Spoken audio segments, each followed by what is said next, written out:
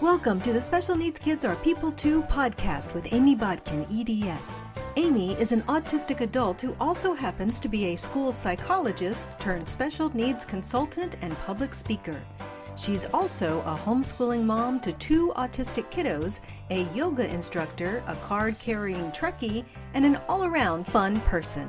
And last but not least, Amy is an advocate for seeing every child as a person, not a diagnosis. Because a special needs kid is just like any other child, just more so. Here's Amy Bodkin. Hi, I'm Amy Bodkin, and welcome to another special episode of Special Needs Kids Are People Too. Today, I am joined by Amanda Owens from Illuminate Communicate. And Amanda is not only a homeschool family, but also a speech therapist. So Amanda, go ahead and share a little bit with us about what you do. Oh man, it's like asking me to open up a jar of candy and only pick out one piece. There's so many fun things that I do as a speech language pathologist. So speech language pathologists, as a general rule, we have a very wide scope of practice. We work with children on swallowing all the way up to adults with dementia and everywhere in between. One of the main things that I focus on is late talkers, children who have a desire to communicate, but they aren't for one reason or another. And there's a lot of frustration. There's a lot of anxiety about communication. I love swooping in there and equipping parents to work with their children better. I'm very much all about that. And in the homeschool space, that kind of like hits like an all-time high because homeschool parents love to work with their children, and I love to work with parents who love to work with their children. And so I work with families as they seek out their speech therapy needs, whether or not that's speech sound disorders, good old fashioned having difficulty with R or having substitutions in their sounds. Articulation is what most people call that, all the way to the late talkers and more parent classes, a support group. It's a lot of fun. I love what I do. I love the way you put that about kids who have a desire to communicate, because I think we kind of like all have this like inborn desire to connect with others. And the problem is that sometimes we want to connect with others, but we're having problems connecting with others. I mean, that would be me most of the time when people don't speak English, because I'm very bad at learning other languages. Like I did well to learn English. My Spanish teacher was very annoyed with me. He was Greek. He's like, it is on, not on. And I'm like, well, it's on in French. What more do you want from me? It's true, because languages, they come in different orders. Like if you hated doing grammar and diagramming sentences in junior high, high school, studying language in the terms of linguistics, it's a doozy. It'll turn your head on fire, because some languages are backwards to what we are. We are backwards to what they are. And there's different structures that exist in some languages, but not others. And some kids, they want to learn, but there's a barrier somewhere. And barriers can happen in all different parts of the brain, in all different parts of the body. There are so many different places where it can break down, because it's pretty complicated, actually. So yeah. Which one it is key, because yes. I mean, you pick the wrong one and then you have the wrong solution that's not going to help that kid. Like for me, I loved grammar, but sounds, oh my goodness, that was always my nemesis. I mean, no one should be shocked, because I have an auditory processing disorder. So auditory processing plus language sounds, I mean, there was bound to be trouble there. So you spend a lot of time trying to figure out how, like, where is the processing glitch that we've got, and how can we either strengthen that or work around it? Is that kind of like a good way of summing it up? Absolutely. Absolutely. Because one of the things that homeschool parents do really, really well is working with their children and implementing things that they learn. Like they will take the stuff you give them and they will run a bazillion miles with it. Bazillion being the totally clinical term that I would put in my clinical writing. But when you don't have the experience of the background knowledge of speech and language development, because it's different being able to, read the stuff on American Speech and Hearing Association, see what's normal. ASHA has to be very careful what they put out there. ASHA, the acronym for American Speech and Hearing Association, and also my cousin-in-law, who I really love. I always tease her. I'm like, I'm U certified. I'm ASHA certified.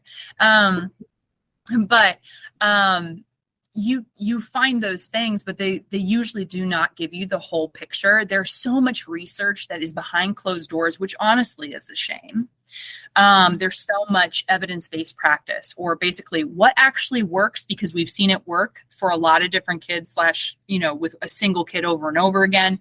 A lot of that's behind closed doors. It shouldn't be that way, but it is.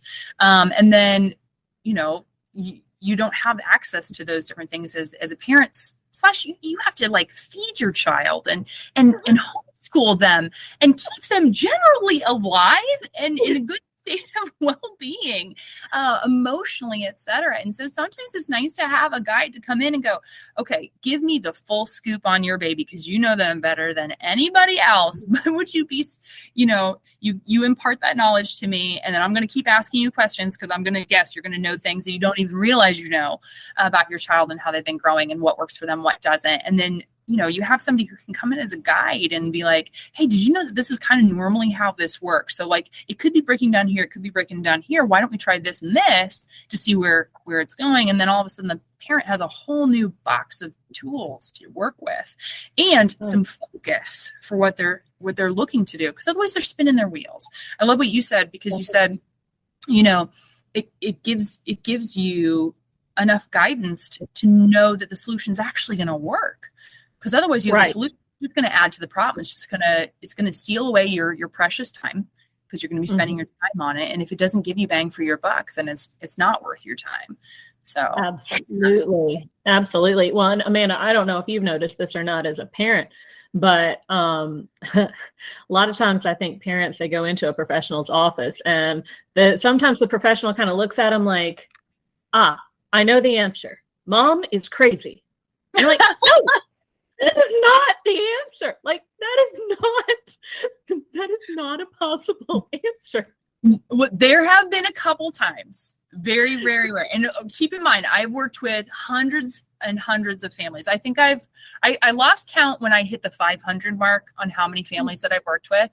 And there have been a couple where I'm like, okay, mom actually is off base on this. But then the other provider's like, well, we shouldn't listen to her. I'm like, no, because she's still right about this, and this. She's still a mom. So even if you are crazy, you are still mom. And there is something to you that is irreplaceable as a parent. As somebody who lives the crazy part. Yeah, we can embrace being the crazy mom. It's just as long as people are listening to us and realize that, hey, our children are driving us nuts, but we still know why. Absolutely. Or if you're in that process of discovery and you're realizing that this might be a longer road than you were thinking. That's something that I meet a lot. A parent's like, oh my goodness, everybody just told me, wait and see, they'll be fine. Oh, yes. And they're 5 and they're not talking. Like, when do I start doing something? And I'm like, now sounds good. And we're not going to think about the past except for to use that as a tool for right now, because we have right now when we do amazing things. So, yeah, I love it. And I don't know about you, Amanda, but there are times where I wish somebody had come to me much earlier. Yeah. Because, if they'd come much earlier and we look at it and we go, okay, well, we got some work to do, or we might have some work to do, at least then that's better than starting out from way behind and going, oh, wow, I really wish we could have started this a couple years ago, because we were ready for it then. And there were things that we could do that would not to fix or change a child, but to support them in being their best selves. Absolutely. I've heard it described so many ways. Like if somebody is a diamond, of an inestimable value. They're just so incredibly valuable, but you still, chip off the other little pieces and let them just sparkle. You shine a light on them. You put them on that really fancy black velvet fabric, that absorbs the light so the diamond can really sparkle, all those different things. And we as humans, like to be human is to grow and to change. And I love it when parents support their children to grow as they would like to grow, to get the tools that the child would like to have, to be less frustrated and to be able to blossom like that. I think that's fantastic. So, yeah. And I think I said the other day to someone that if you're not growing, you're dying. Yeah. And that's how it is with plants and animals too. That's how it is with us. If we're not growing, we're dying. One of the two. We do best when living in general. Yeah, turns out. You really do. So Amanda, what do you see the most, or also what is your favorite kind of issue to work with? Like everybody has their favorites. Like this is my jam.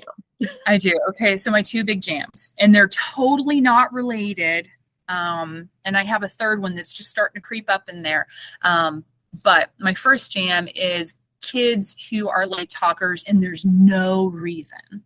Like there's no reason. So usually, and this is going to sound totally terrible, obviously I'm speaking to you and I know this is a huge area that you love so much, but usually with children who have a diagnosis of autism, they are 4, 5, 6, 7 years old. I like to refer them to someone who has tons and tons of background there. Have I worked with a lot of autistics? Yes, absolutely.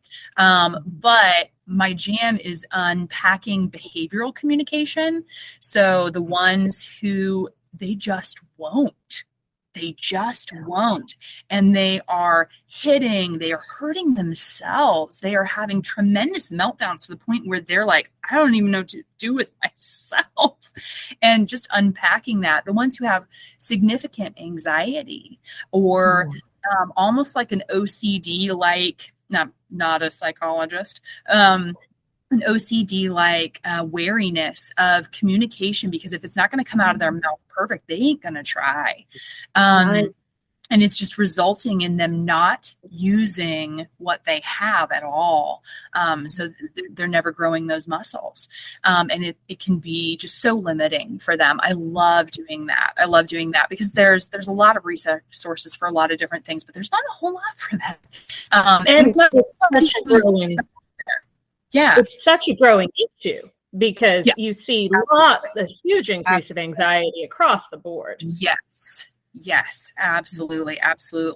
And when kids are in that limbo area where they don't have any diagnoses, that's a great time to work with somebody who goes with that behavioral, holistic, whole baby kind of path, just because they need support from all those different angles. There's tons of emotions connected with communication. The reason why we want to communicate is because we want to relate. We want relationship. Relationship has to come before communication. You have a relationship when you go up to the McDonald's window and you say, hey, I would like a burger and fries. Your relationship is they are the store, you are the consumer, and you need what they have. You have an understanding of relationship. With your mom, you have relationship, etc. So there's lots of potential for emotional baggage there and emotional unpacking. So I love that.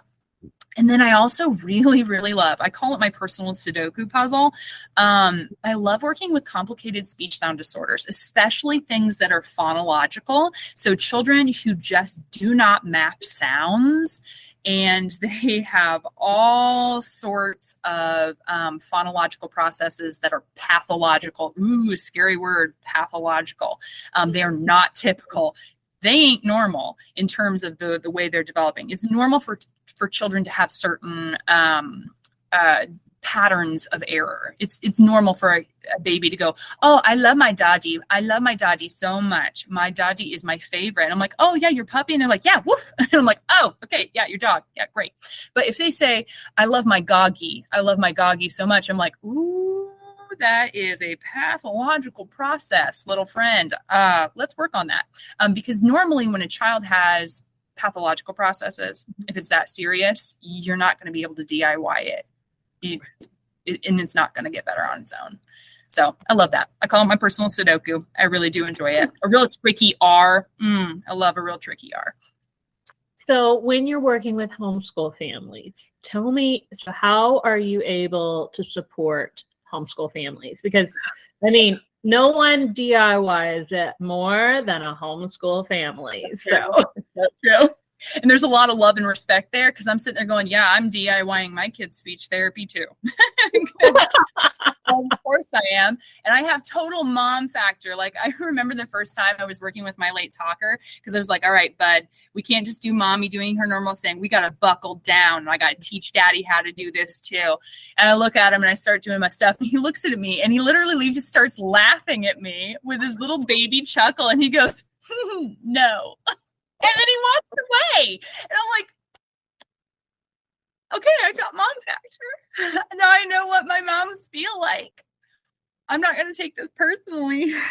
I was crying and laughing. It was so good. Just no. And boom, there he was gone. He's gone.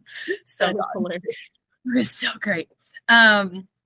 So when I work with homeschool families, the first thing is I respect that they are a homeschool family. And when I give them things to do, they're going to roll with it unless they go, yeah, this actually isn't working in our family. And then they're going to give me feedback and we're going to come up with something else.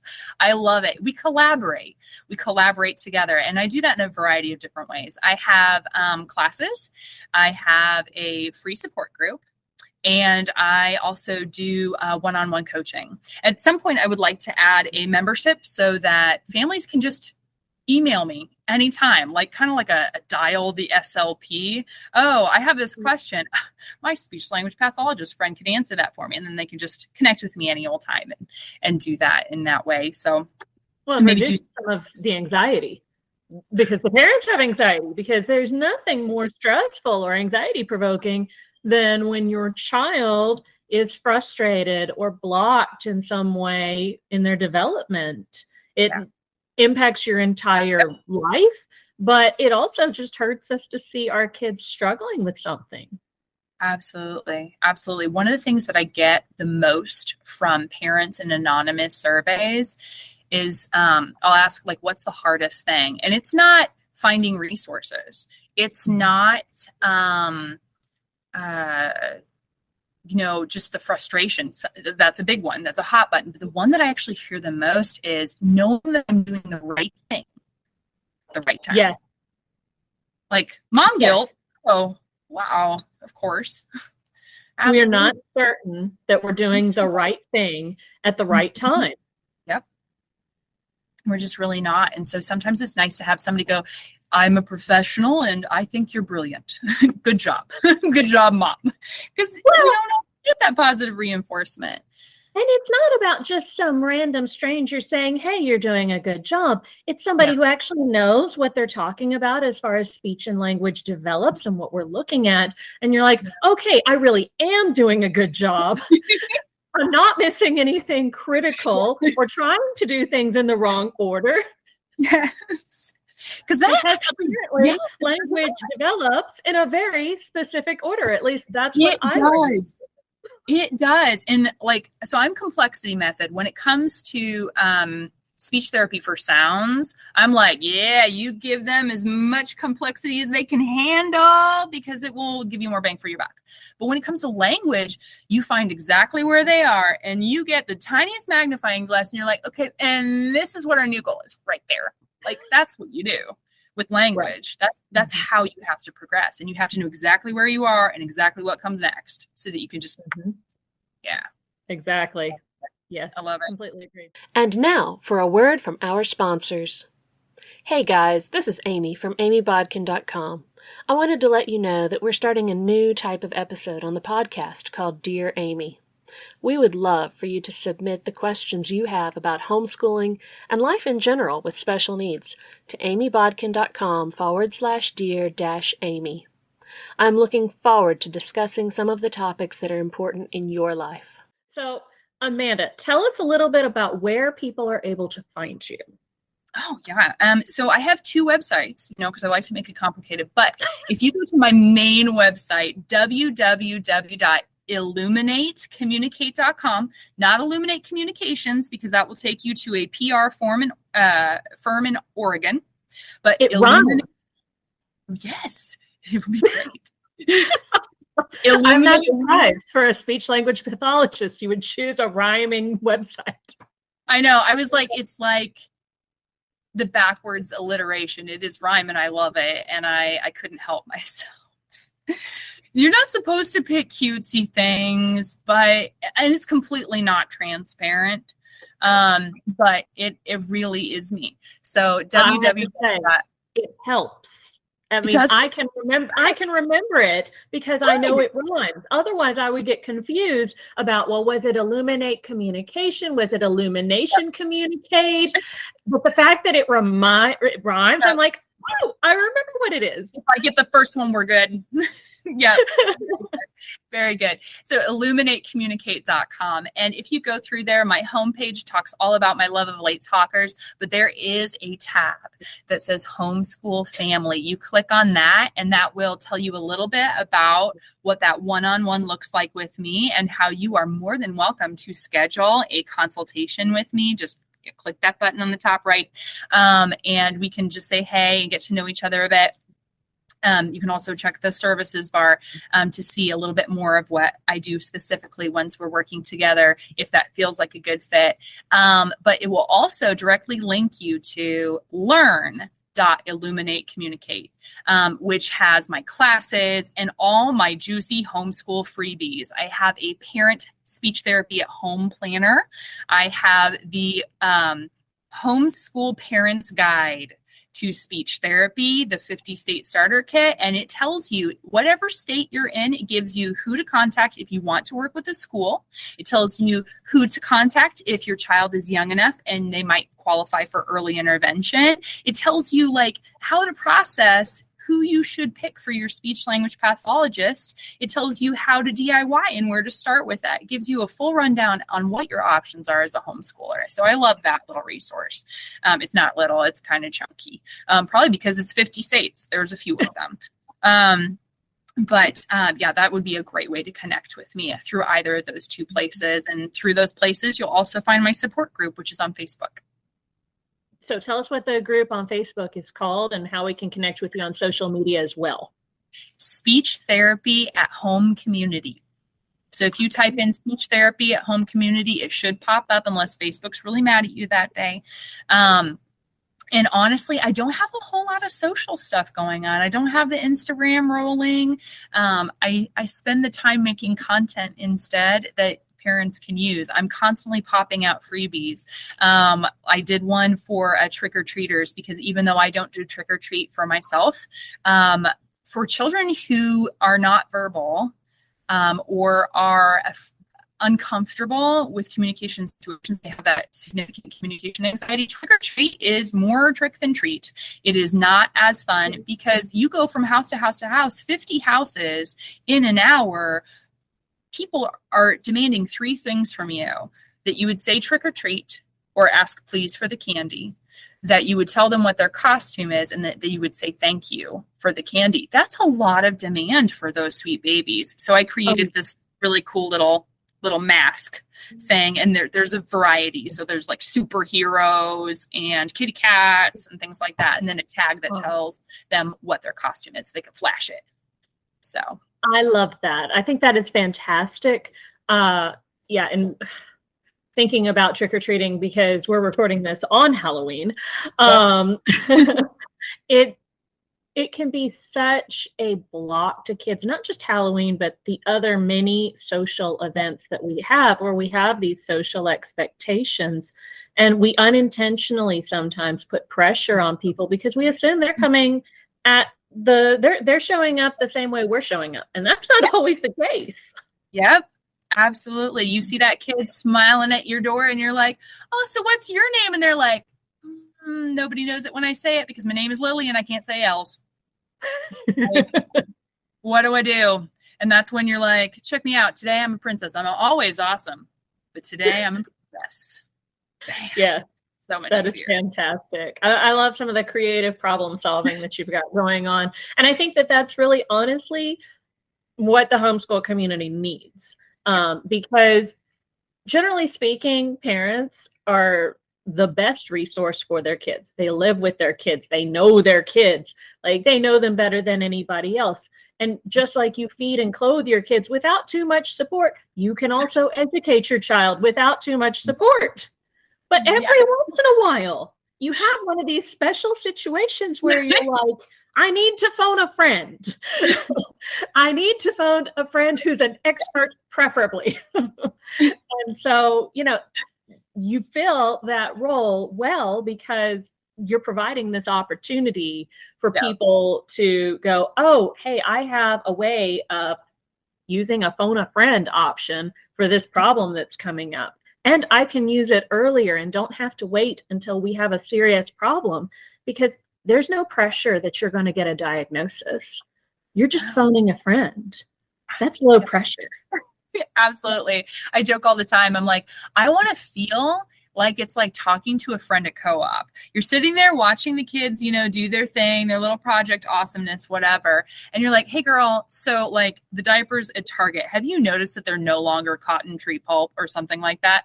Like I want it to feel that easy to talk to me about sorts of things. Obviously, it's always confidential unless you pop it out on the Speech Therapy at Home community Facebook group. But there's other moms who will pitch in, and a couple other speech language pathologists that I love and trust that are homeschool friendly that are on there too. But yeah, I want it to feel like that. I want it to feel just super easy. And on Facebook, it's not the deep dive that you get when you're talking to one expert about your child, filling them in on all the juicy details. Yes. So, but you're going to get a more detailed response that's a bit more targeted at the issues that are relevant for your child. So I really for community to know that you're not alone. And then the other is to get you the actual tools you need. Right. And also, I mean, there's so many things you learn from reading other people's questions and other people's responses, because I mean, moms come up with some really creative solutions on how to make things happen. Oh, did you check out this video for kids? Maybe it helps with language development. We should watch it. Or have you tried, these puppets that go with brown bear to teach the book and picking up colors? There's so many things they come up with, but it's still not the same as what you offer as a speech language therapist, being able to say, hey, this is something I do professionally, and this is like some of the tools that might work given your situation. You might look into it. Yeah, it's a little deeper. And also because of that, you have that ability to just be like, hey, like for instance, one of the things that I refer to a lot is an orofacial myofunctional therapist. Oh, yes. It's something that I'm growing in my knowledge and understanding of. That's the third thing that might become one of my jams later on. I'm loving it in face yoga. It's very entertaining to me. But that muscle work, because sometimes the reason why your baby can't speak sounds is because their tongue doesn't have full range of movement. And most dentists don't pick that up. But a speech language pathologist should. So getting a screening. We're going to have you come back on and talk some about this once you have gotten more into your jam, because this has been a huge interest area of mine as well. Yeah, because of the ties to ADHD and learning in general, because if you have a tongue tie and you're not having a good resting oral position, you aren't sleeping, therefore you're likely to have significant ADHD symptoms until that tongue tie is resolved. And what really drew me in was that my kids were having those same kinds of issues. Yes. Yeah. And it was actually, this is very, I'll go ahead and share this story before we wrap up today. Yeah. My son was having a lot of problems with snorting because he had had lots of allergies that had inflamed the muscles in his face. Well, the muscles inflaming in his face and the fact that he wasn't absorbing good nutrients because of the other immune issues he was having, then it meant his airways didn't develop properly because those little bones and muscles in your face are very sensitive. They're very, very flexible. And if your tongue doesn't rest in the right spot, you're going to need braces, and you can get, braces put on you. But when you're 30, you're going to need braces again, unless you fix the muscle that's supposed to support those bones. And you're right. It goes all the way up through the nose. Oh, the and the whole thing. face changes. Whole My midface daughter- changes. Length of your face, everything. My daughter stuck a toy steering wheel up her nose. We're pretty sure that's why she has a mild deviated septum, because that teeny tiny little steering wheel off of a car made a huge difference. So, Yes. and Yes. I just discovered about last year that I've been swallowing wrong my entire life. Mm-hmm. Turns out that tongue's supposed to be like a little spoon that you pour the food and drink into and it swallows. I was not doing that. I'm like, wow. You should see a speech pathologist. Get some muscle work in you. Oh yeah. I should have been seeing the let's see, it's myo. I always get the word wrong. Myofacial. No. Oh, that's different. So there's orofacial myofunctional. That's muscle work. Okay. Right. And then the myofascial release. That think about that as like the massage therapist, only like really intense. So like they go in there and they do release. Actually, my best friend is a massage therapist, and she did introductory myofascial release stuff. She's not certified in it, but she's like, it's so interesting. Like if somebody's having TMJ, you can just go in there and release all these different points, and ooh. But then I'm like, then I can come in and give them exercises so they don't have TMJ again. It's fascinating too, because when you think about different parts of the body, some people do tend to be more tight or more loose in different places, and it's about finding that balance so that we're kind of in the middle, because nobody's in a good spot when they're too tight or too loose anywhere, and then it impacts other areas. Yeah. And if you have that, like that rollover here where you're constantly like moving forward, that can actually be related to a tongue tie. And then I have this where I have that extra like little something here. That's related to tongue tie too. I had no idea. Yeah. That's I compensate for my tongue tie beautifully, but it's there and I can feel it. Oh my goodness. Well, Amanda, thank you so much for coming on today. We are going to have to talk again at some point about all of these fun, nerdy little things about bone and muscle and all these weird developments that happen in phonological disorders and phonological awareness and language development and all the things. I mean, most people don't think about speech language therapy starting with bones and muscles, but swallowing. I mean, yes. that's the foundation. So, you know, we go from there and we go all the way up to pragmatics and all of those things. Social language. Yeah. Yes. So if you are a homeschool parent, or hey, even if you aren't a homeschool parent and you want to talk to Amanda because you need to phone a friend about a problem that you're having and you want that friend to be an expert, check out Amanda at Illuminate Communicate. Thanks for joining us today. And we will see you for another great episode next time. Thanks. Thanks, Amy.